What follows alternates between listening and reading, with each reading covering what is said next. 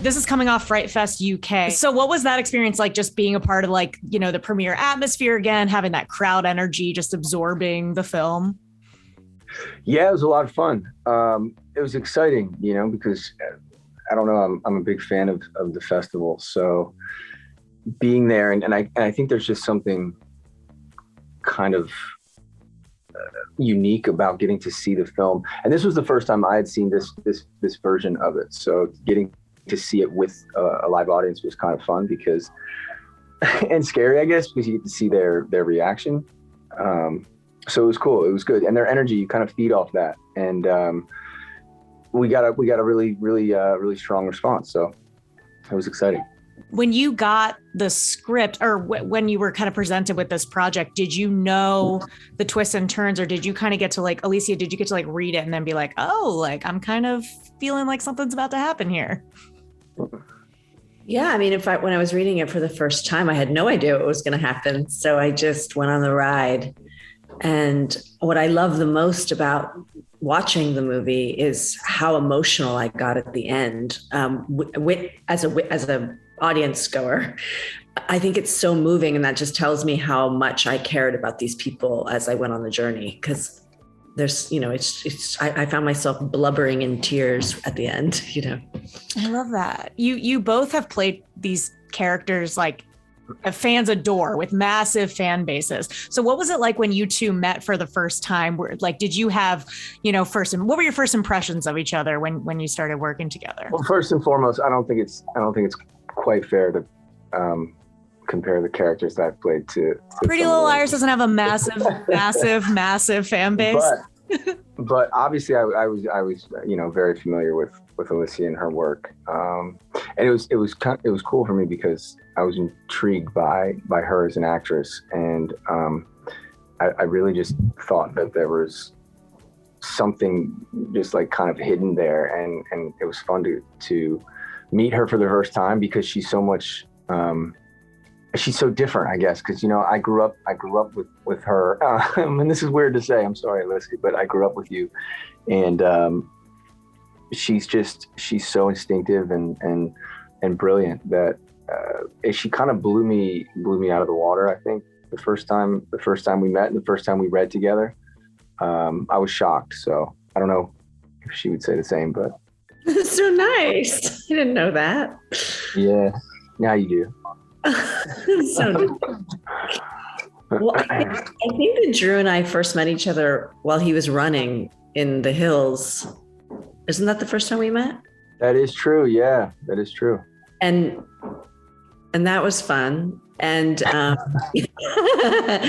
and then we had a meeting at a tea place in Los Angeles to talk about everything. And he was so passionate and open to going on this journey. And I really just got a sense from him and from the director, Drew, that this was going to be a really fun experience. And then when we worked together on set, I mean, I think we had such a good time together. And what I think he does, he's so brilliant in the movie. And I was lucky I just felt when we were working together, his vulnerability and openness and depth, you know, we just went. And I think that everything he was bringing in his heart and his just innocence and wide-eyedness